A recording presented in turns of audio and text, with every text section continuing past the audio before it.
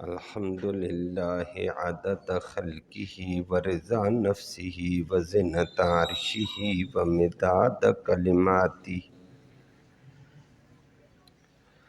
والصلاة والسلام علی صفوت رسلہ وخیر خلقہ محمد وآلہ وصحبہ اما بعد فاعوذ باللہ من الشیطان الرجیم بسم اللہ الرحمن الرحیم اللہ لا الہ الا ہو الحی القیوم لا تأخذہ سنۃ ولا نوم لہ ما فی السماوات وما فی الارض من ذا الذی یشفع عندہ الا بإذنہ یعلم ما بین ایدیہم وما خلفہم ولا یحیطون بشیء من علمہ الا بما شاء وسع کرسیہ السماوات والارض ولا یؤودہ حفظہما وہو العلی العظیم صدق اللہ العلی العظیم وبلغنا رسولہ النبی الامی الکریم۔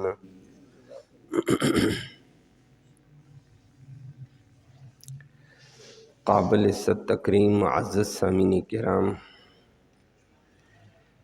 کل اسی آیت سے متعلق آپ نے نبی کریم صلی اللہ علیہ وسلم کی احادیث مبارکہ کے ذریعے سے فضیلت اور اہمیت کو سنا تھا کہ پورے قرآن میں فضیلت کے اعتبار سے، برتری کے اعتبار سے، رتبے کے اعتبار سے یہی آیت کریمہ ہے۔ یہ سید آیت من آیات القرآن ہے، قرآن کی تمام آیتوں کی سردار آیت ہے، اور وہ آپ کے سامنے بات آ گئی کہ اس آیت میں اللہ عظمت والے کی ذات کا تعارف ہے۔ اللہ عظیم، اللہ کا تعارف کرانے والی آیت بھی عظیم ہے، پھر بڑی ہے۔ اور مزید آپ نے وضاحت سماعت کی تھی کہ نبی کریم صلی اللہ علیہ وسلم نے فرما دیا جو فرض نماز کے بعد آیت الکرسی پڑھے گا، اگلی نماز تک آیت الکرسی اس کی حفاظت کرے گی، اگلی نماز کے بعد پھر پڑھو، اگلی نماز تک حفاظت، یہ سلسلہ حفاظت کا بہترین رہے گا۔ اور مرنے کے بعد فوراً بندہ اس آیت کے تقاضے کے مطابق عمل کرتے ہوئے اس کو پڑھتا رہے گا تو جنت میں داخلے کے لیے موت فاصلہ ہے بس۔ اللہ ہم سب کو یہ سعادت نصیب فرمائے۔ ابو ہریرہ رضی اللہ تعالیٰ عنہ کی تفصیلی روایت آپ نے سنی کہ ابو ہریرہ نے ایک قیدی کو 3 دن گرفتار کیا، تیسرے دن اس قیدی نے ایک نسخہ بتا دیا تھا۔ محمد کریم صلی اللہ علیہ وسلم نے اس کی توثیق فرمائی کہ تھا بہت بڑا جھوٹا لیکن بات بڑی سچی اور پکی کر گیا کہ جو آدمی آیت الکرسی کو پڑھے گا تو شیطان اس کے قریب نہیں بھٹک سکے گا، بلکہ اس آدمی کے لیے اللہ ایک حفاظتی فرشتہ مقرر کر دیتا ہے، اس بندی کی حفاظت رہتی ہے۔ اور یہ نبی کریم صلی اللہ علیہ وسلم نے اس کی توثیق فرمائی، تصدیق فرمائی کہ ابو ہریرہ بتانے والا بات تو یاد رکھنا ابلیس تھا لیکن بات سچی کر گیا۔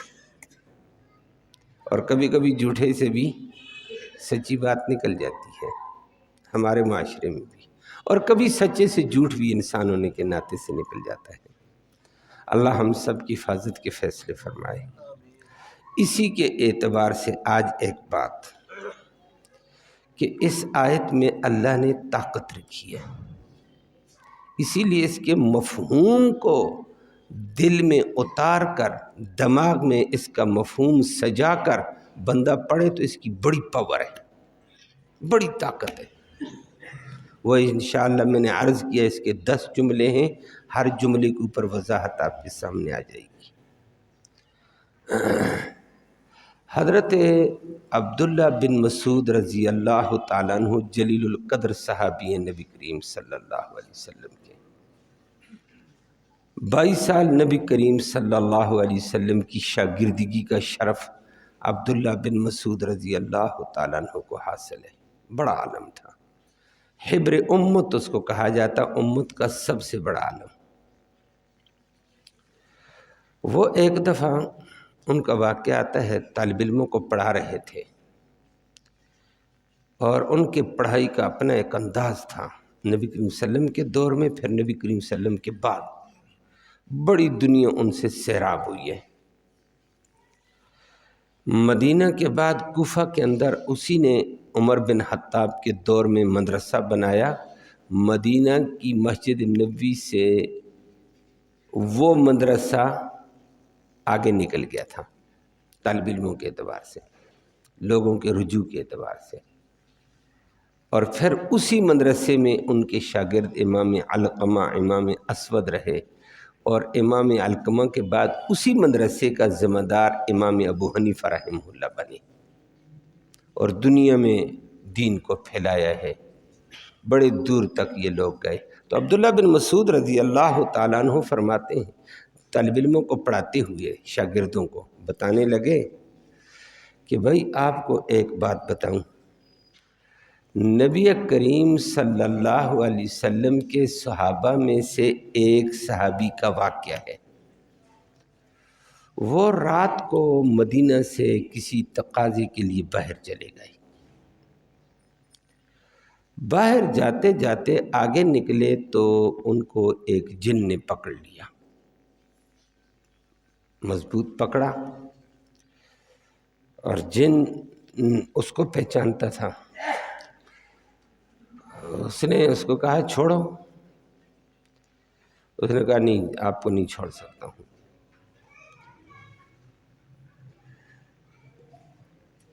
اس نے کہا مجھے چھوڑ دو، میرا اپنا راستہ، تیرا اپنا راستہ، میرا اپنا کام، تیرا اپنا کام۔ اس نے کہا نہیں، آج مقابلہ کرتے ہیں۔ جیسے ہوتا ہے نا، کبھی کبھی انسانوں میں بھی شغل آ جاتا ہے، مقابلہ کرتے ہیں، آؤ لڑتے ہیں۔ مقابلے کی مختلف نوعیتیں ہوتی ہیں پہلوانوں کی۔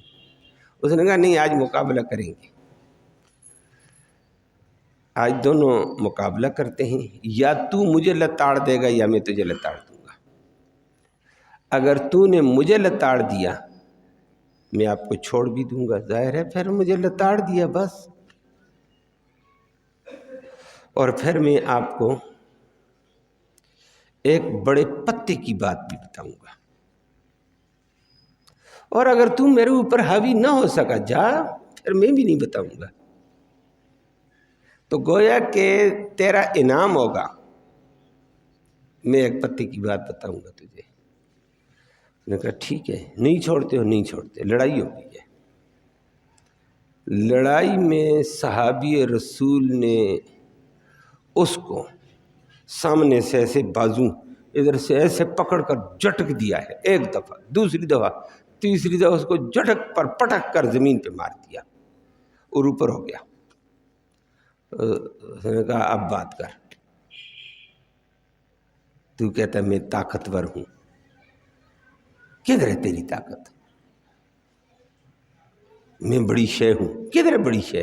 اور مقابلے کے چیلنج کرتا پھر رہا تھا کہ مجھے لتاڑ دے تو یہ ہو جائے گا، مجھے لتاڑ دے تو یہ ہو جائے گا، تو یہ نہیں لتاڑا جا سکتا۔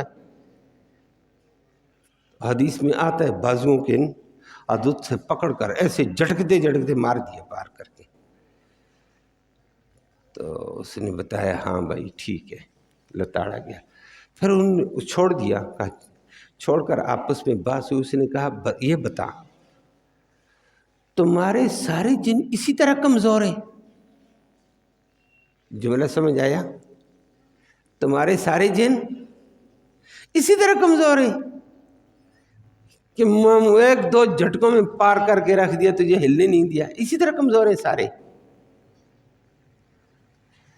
اس نے آگے سے کہا خدا کا بندہ، ہمارے جنوں میں بڑے بڑے طاقتور جن ہیں، اور واقعی یہ بات سچ ہے۔ وہ اس بات میں اس وقت نہیں جانا چاہتے، جنوں کی بے شمار قسمیں ہیں۔ اس نے کہا میں سب سے زیادہ طاقتور جن ہوں، جنوں کی بڑی قسمیں ہیں اور میں سب سے زیادہ طاقتور۔ اس نے کہا سب سے زیادہ طاقتور کا یہ حال ہے، پھر تو سب سے طاقتور کا حال یہ ہے تو کیا ہوگا باقیوں کا؟ یہ ان کا مکالمہ چل رہا تھا۔ اس نے کہا پھر اگلی بات بتا۔ اس نے کہا بھائی بات یہ ہے، طاقتور میں تھا اور میں جنوں میں بہت طاقتور تھا، ہمیں زہر کرنا آسان نہیں تھا، لیکن تیرے اندر ایک بڑی طاقت والی چیز تھی، وہ مجھے زہر کر گئی ہے، وگرنہ ہمیں زہر کرنا آسان نہیں تھا، ہماری بے شمار قسمیں ہیں۔ اس نے کہا اچھا پھر وہ پتی کی بات بتا، وہ کیا ہے؟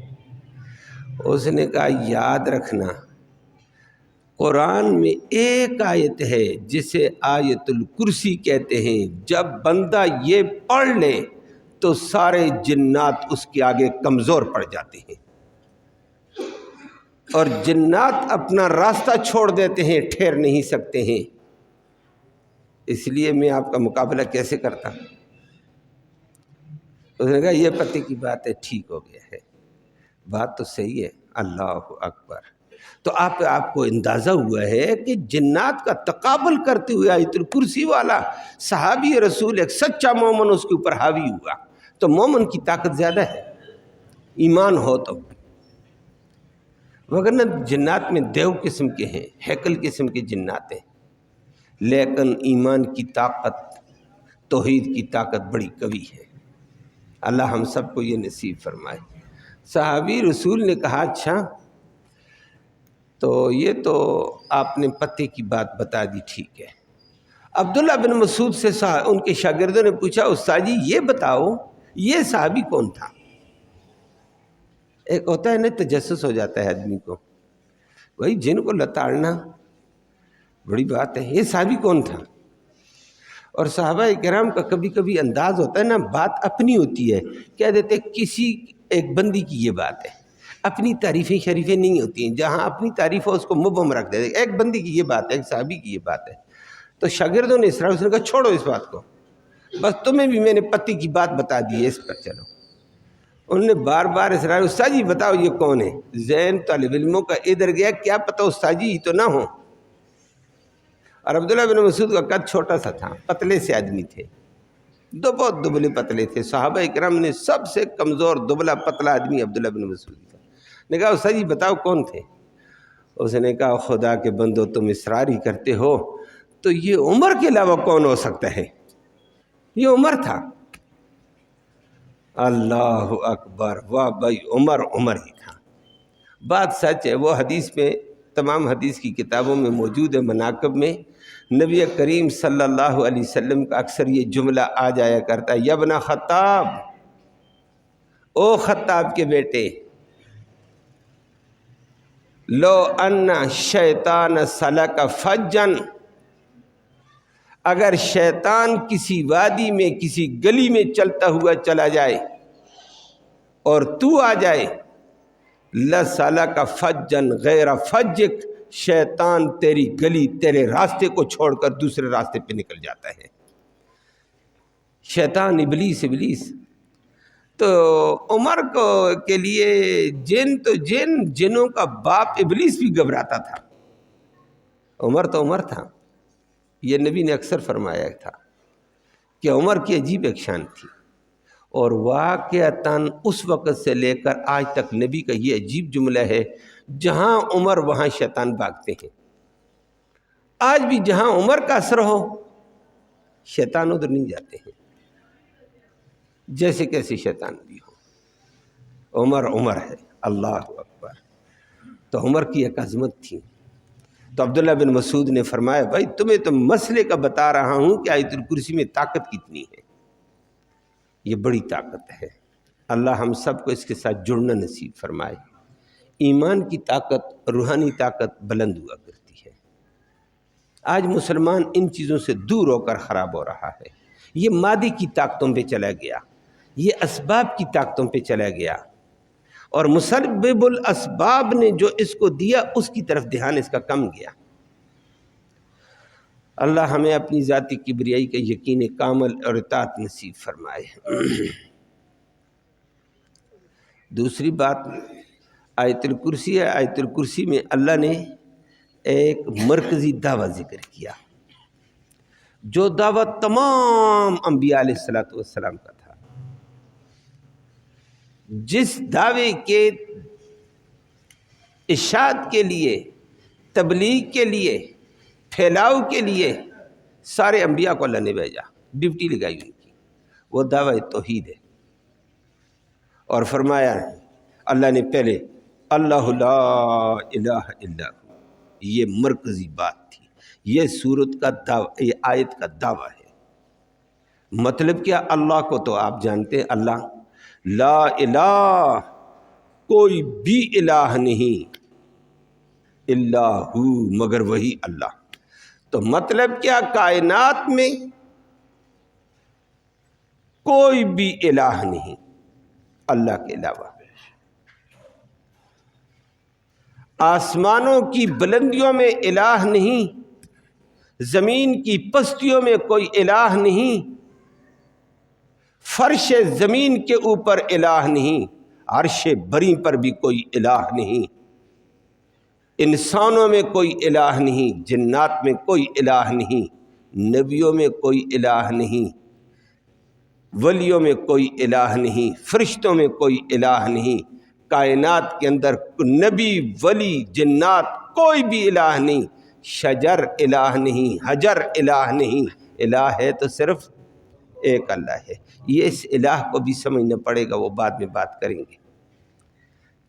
اور یہی ہمارے کلمے کا حصہ لا الہ الا اللہ، لا الہ، کوئی الہ نہیں کائنات میں، نہ آسمانوں میں، نہ زمین میں، نہ فرش کے نیچے، نہ فرش سے عرش کے اوپر، نہ انسانوں میں، نہ حیوانوں میں، نہ جنات میں، نہ فرشتوں میں، نہ نبیوں میں، نہ ولیوں میں، نہ بزرگوں میں، نہ کسی میں، نہ لات میں، نہ عزا میں، نہ حبل میں، کسی میں الوہیت نہیں۔ اگر الوہیت ہے، الہ ہے تو صرف ایک اللہ ہے۔ اسی دعوے کے لیے اللہ نے انبیاء علیہ السلام کو بھیجا ہے، اور یہ دعویٰ اللہ کو بڑا پسند، اتنا پسند اس دعوے کے لیے انبیاء کو مار کھانی بھی پسند آئی کہ یہ بات اگر دنیا کے دلوں میں بیٹھ جائے، ہمیں مار پڑ جائے، کوئی بات نہیں۔ اور اگلی بات، نبیوں کو اسی دعوے پر مارا گیا۔ اللہ نے کہا مار کھاؤ لیکن دنیا کو یہ سمجھاؤ۔ آج مسلمان اس کی سمجھ سے دور ہے۔ اللہ مسلمان کو حقیقی سمجھ نصیب فرمائے۔ اور آگے پھر اللہ نے اس کے دلائل ذکر کیے ہیں کہ الہ اللہ کیوں ہے، باقی کیوں نہیں الہ۔ آگے پھر دلائل آ رہے ہیں، ان کے اوپر بات آتی رہے گی۔ اور یہ لا الہ الا ہو بڑا زبردست ہے، جس کے لیے ساری دنیا کو اللہ نبیوں کو بھیجا، اور کام نبیوں کے ذمہ لگائے الگ الگ، لیکن یہ مرکزی دعویٰ ہر نبی کے حوالے کیا ہے کہ دنیا کو یہ سمجھاؤ پہلے۔ اللہ اکبر۔ حضرت موسیٰ علیہ السلام کے بارے میں آتا ہے، ایک دفعہ اس نے اللہ سے، ہم کلام ہو رہے تھے، اللہ سے عرض کیا ہے یا اللہ علمنی، مجھے سکھا دو کوئی ایسا وظیفہ اذکرو کا، میں آپ کو یاد کروں، وادعو بہ، اور اس کے ذریعے سے میں آپ کو پکارتا رہوں۔ مجھے ایسا وظیفہ بتاؤ میں آپ کو یاد کروں اور اسی سے آپ کو پکارتا رہوں، آپ سے مانگتا رہوں، دعائیں کرتا رہوں، یہ وظیفہ بتا دو۔ اللہ رب العالمین نے یہ بات، موسیٰ علیہ السلام رب سے ہم کلام ہوتے ہوئے باتیں کر رہے ہیں، اللہ نے آگے سے فرمایا وظیفہ بتاؤں موسیٰ؟ وظیفہ مانگنے والا عام بندہ نہیں ہے، کلیم اللہ ہے، موسیٰ علیہ السلام ہیں، وظیفہ بتانے والا رب کائنات ہے، وظیفہ مانگنے والا بھی بہت بڑا، وظیفہ دینے والا بھی بہت ہی بڑا ہے، تو وظیفہ بھی بہت بڑا ہوگا بھائی۔ اللہ رب العالمین نے فرمایا موسیٰ وظیفہ مانگتے ہو تو قل لا الہ الا اللہ، موسیٰ پھر وظیفہ یہی ہے، لا الہ الا اللہ پڑھا کر، یہ تجھے وظیفہ دے دیتا ہوں۔ موسیٰ علیہ السلام نے کہا آدم علیہ السلام سے لے کر آج تک نبیوں نے بھی پڑھا، ولیوں نے بھی پڑھا، عامی نے بھی پڑھا، خاصہ نے بھی پڑھا، سب نے پڑھا، یہ تو سب کا ہے، میں نے تو خاص قسم کا وظیفہ مانگا، کوئی خاص انداز ہو جائے، اعلیٰ قسم کا وظیفہ ہو جائے، یہ تو سب پڑھتے رہتے ہیں۔ جس طرح آج بھی مسلمان کیا کہتا ہے، یہ تو ہر کوئی پڑھتا، لا الہ الا اللہ، بس ہو گیا گیا، تو یہ طوطے کی طرح زبان کے اوپر سے جاتا ہے، کلمے کی گہرائی دل میں نہیں گئی ہے، معنی کہیں نہیں پتہ مسلمان بیچارے کو، تو اس کو اور تعلیم حاصل کرنے کا موقع ملا، اس کو اپنے کلمے کا صحیح مفہوم نہیں آیا۔ اللہ ہم سب کو سمجھ نصیب فرمائے۔ موسیٰ علیہ السلام نے کہا یا اللہ سارے پڑھتے ہیں، اس نے کہا موسیٰ آپ نے یہ سوال اٹھا دیا، سارے پڑھتے ہیں، لیکن مانگا تو نے وظیفہ، بتایا میں نے، میں آپ کو اس کی اہمیت بتاؤں؟ فرمایا موسیٰ لو ان السماوات سبع والارضین سبع وضعت فی کفۃ ووضعت هذه الکلمۃ لا الہ الا اللہ فی کفۃ اخری لمالت، فرمایا موسیٰ یہ ساتوں زمینوں کو، ساتوں آسمانوں کو ترازو کے ایک پلڑے میں رکھ، فی کفۃ ایک پلڑے میں، اور اس کلمہ لا الہ الا اللہ کو ترازو کے دوسرے پلڑے میں رکھ، یہ ساتوں زمینوں ساتوں آسمانوں کے اوپر حاوی ہو کر وزنی بن کر جھک جائے گا۔ فرمایا موسیٰ اس کی اہمیت کا تجھے کیا پتہ ہے، اس میں کتنی پاور ہے؟ اس وقت موسیٰ علیہ السلام نے فرمایا ٹھیک ہے اللہ مان، تو یہ معمولی وظیفہ تو نہیں ہے، بتانے والا رب العالمین، اور جس کو بتایا وہ موسیٰ کلیم اللہ۔ تو یہ لا الہ الا اللہ اسی آیت کا مرکزی حصہ ہے، آگے پھر اس پر دلائل آتے چلے جائیں گے، وہ آپ کے سامنے آئیں گے۔ تو فرمایا کائنات میں الہ ایک اللہ ہی ہے، الہ ہونے کے قابل کوئی بھی نہیں ہے، ایک اللہ، اور اسی الہ اللہ ہونے کے لیے انبیاء نے دعویٰ کیا، انبیاء کو ماریں پڑی، کسی نے الہ کس کو بنایا، کسی نے الہ پتھر کو بنایا، کسی نے مورت کو بنایا، کسی نے درخت کو بنایا، کسی نے صورت کو بنایا، کسی نے صنم کو بنایا، کسی نے شجر کو بنایا، کسی نے بڑے درخت کو بنا لیا، کسی نے بڑے جھنڈے کی تو پیچھے چلا گیا، کوئی کس کے پیچھے، کوئی کس کے پیچھے، کوئی قبر کے پیچھے، کوئی مزار کے پیچھے، کوئی دربار کے پیچھے۔ فرمایا نا لا الہ الا اللہ، الہ کائنات میں صرف اللہ ہے اور کوئی بھی الہ نہیں ہے، یہ چیزیں الہ نہیں بن سکتی ہیں۔ کیوں نہیں بن سکتی ہیں؟ آگے آپ کے سامنے آئے گا کہ الہ تو وہ ہوتا ہے، الہ وہ ہوتا ہے جس میں یہ کوالٹی ہو۔ فرمایا الحی، الہ اللہ اس لیے ہے جو ہمیشہ ہمیشہ ہمیشہ ہمیشہ زندہ ہے، باقی دنیا ہمیشہ زندہ، نبی بھی زندہ، ولی بھی زندہ، جن بھی زندہ، کوئی دنیا کی چیز زندہ نہیں رہ سکتی ہے۔ جن پر خود موت آتی وہ الہ کیسے ہوگا؟ زندہ رہنے والی ذات ایک اللہ، تو الہ بھی ایک اللہ بن سکتا ہے۔ الہ تو وہ ہوتا ہے جو حاجتوں کو پورا کرے، جو مر گیا وہ لوگوں کی حاجتوں کو کیسے پورا کرے گا؟ باقی دنیا کے اوپر فنائیت ہے، دنیا کی ہر شے فنا ہے، انسانوں کے اوپر فنا، حیوانوں پر فنائیت ہے، ہر چیز پر فنائیت ہے، جن پر فنائیت ہے، فرشتے پر فنائیت ہے، بلکہ حتیٰ کہ فرشتہ ملک الموت پر بھی فنائیت ہے، فرشتوں پر بھی فنائیت موت ہے، خود موت کے اوپر بھی موت ہے، لیکن موت سے بچا تو صرف ایک اللہ بچا ہے۔ فرمایا الحی، وہ زندہ ہے ہمیشہ ہمیشہ، جو ہمیشہ ہمیشہ زندہ، اس کو رو، اس کو پکارو، اسے سوزو، اس کی دہائیاں دو، ہمیشہ زندہ، رات کو دن کو جس وقت دیکھو وہ اپنے انداز میں تمہاری صداؤں کو سنتا رہتا ہے۔ اس پر موت نہیں، کوئی ایسی کمزوری نہیں، کمزوریوں سے پاک۔ اللہ نے آگے اس کی دلیل ذکر کی ہے۔ القیوم، فرمایا طاقت کتنی دے تو، فرمایا زمین و آسمان کو قائم رکھنے والا وہی ہے۔ الہ وہ ہو سکتا ہے جو زمینوں کو قائم رکھے، آسمان کو قائم رکھے، بغیر ستونوں کے قائم، صرف زمین و آسمانی قیوم کے بعد کچھ ذکر نہیں کیا، آگے مفعول محذوف۔ فرمایا آسمانوں کو وہ قائم رکھنے والا وہ، شمس و قمر کو فضا میں قائم رکھنے والا وہ، ستاروں کو پوجنے والا، ستاروں کو قائم رکھنے والا وہ رب ہے۔ سورج کے پوجنے والا، سورج کو فضا میں معلق کر کے ٹکانے والا وہ اللہ ہے۔ چاند کو ٹکانے والا وہ اللہ ہے۔ زمین کو پانی کے اوپر ٹھہرانے والا وہ اللہ ہے۔ زمین کے اوپر انسانوں کو بسانے والا وہ اللہ ہے۔ اس کو الہ کہتے ہیں۔ الہ صرف کائنات میں یہی ہو سکتا ہے، اور کون ہو لگا الہ؟ یہ قیوم ہے۔ قیوم اللہ کی زبردست صفت ہے، اور قیوم کا معنی آپ نے دیکھ لیا، کل کائنات کو قائم رکھنے والا، کل کائنات کو قائم رکھنے والا، زمینوں کو اپنی جگہ، آسمانوں کو اپنی جگہ، ستاروں کو اپنی جگہ، سورج کو اپنی جگہ، چاند کو اپنی جگہ، کروں کو اپنی جگہ، پوری نظام کائنات کو اپنی اپنی جگہ قائم رکھنے والا، زمین کو پانیوں کے اوپر قائم رکھنے والا، انسانوں کو اپنی اپنی ضرورتوں کے مطابق قائم رکھنے والا، بیماروں کو شفا دے کر ایک قائم رکھنے والا، لاچاروں کو لاچاری سے نکال کر قائم رکھنے والا موت تک، یہ صرف اللہ ہے۔ فرمایا اس کو الہ کہتے ہیں۔ الہ یہ ہے، یہ صرف ایک ہی ہے، اور تو کوئی قائم رکھنے والا نہیں ہے۔ جو کوئی چیز قائم، خود اپنا وجود کوئی قائم نہیں رکھ سکتا ہے۔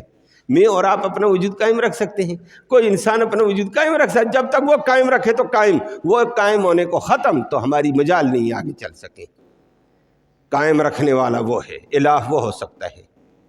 یہ دلیل کے طور پر اللہ نے فرمایا کہ اس کو الہ کہتے ہیں۔ لا الہ یہ کہو کہ الہ صرف ایک اللہ ہے، سوز و پکار کے لائق، عبادت کے لائق، مشکل کشائی حاجت روائی کے لائق یہ ہے جو ہمیشہ زندہ کل کائنات کو قائم رکھنے والا۔ اللہ ہم سب کو حقیقت سمجھنے کی اور اس کا یقین اور اس پر عمل نصیب فرمائے۔ باقی انشاءاللہ آپ کے سامنے آگے بات آئے گی۔ اللہم صلی وسلم دائما ابدا علی حبیبک خیر الخلق کلہم۔ اللہم انا نسألک الہدی والہدی والعفاف والتقی والغنی، اللہم اہدنا واہدنا بہ وجعلنا سببا لمن اہتدی۔ یا اللہ تو رحمت کے فیصلے فرما، دونوں جہانوں کی سرفرازی نصیب فرما، دونوں جہانوں کی شرمندگی سے محفوظ فرما، اپنی ذاتی کبریائی کا امن نصیب فرما دے، خیر نصیب فرما دے۔ یا اللہ تو اپنی ذاتی کبریائی کا یقین نصیب فرما، تو عظمتوں والا، تو رفتوں والا، تو بلائیوں والا، تو قوت والا، غلبے والا۔ یا اللہ تو اپنی کبریائی کا، اپنی عظمت کا ہمیں پختہ یقین نصیب فرما، اپنی اطاعت گزاری کی توفیق نصیب فرما، اپنی بندگی کی توفیق نصیب فرما، در در کی پجاریت سے امت کو بچا کر اپنے در پہ آنے کی توفیق نصیب فرما۔ یا اللہ امت اس وقت غیروں کے پیچھے دوڑ رہی ہے، یا اللہ امت کو غیروں سے بچا، اپنے در پہ آنے کی توفیق نصیب فرما، سچے دین کا سچا پیروکار بنا دے۔ یا اللہ مشکل میں پھنسے ہوئے لوگوں کی مشکلیں آسان فرما، پریشان حالوں کی پریشانیاں دور فرما، بیماروں کو اپنے فضل سے شفا نصیب فرما۔ یا اللہ لا علاجوں کا بھی علاج فرما، جو زیر علاج ہیں ان کی بھی شفا کے فیصلے فرما، جو گھروں میں بے چین ہیں ان کو چین نصیب فرما، درد مندوں کے دردوں کا علاج فرما دیں، رحم و کرم کا معاملہ ساری امت سے فرما دیں، حاضرین مجلس کی نیک مرادیں پوری فرما، نیک ارادوں میں کامیابی نصیب فرما، حلال کی روزی وسعت والی، برکت والی، رحمت والی، آسانی سے نصیب فرما۔ بعض احباب نے اپنی بچیوں کے حوالے سے ذکر کیا کہ دعا فرمائے اللہ ان کی بچیوں کو بہتر رشتہ نصیب فرمائے، جو بچے بے جوڑے اللہ ان کو بھی بہتر تقدیر میں منسلک فرما، معاشرے کو شرم و حیا نصیب فرما، پاک دامنی نصیب فرما، بے حیائی کے طوفان سے امت کو محفوظ فرما، مرتے وقت کلمہ ایمان نصیب فرما۔ آخرت میں نبی کریم صلی اللہ علیہ وسلم کی اس قرآن مقدس کی شفاعت نصیب فرما۔ صلی اللہ تعالی علی خیر خلقی محمد و آلہ وسلم۔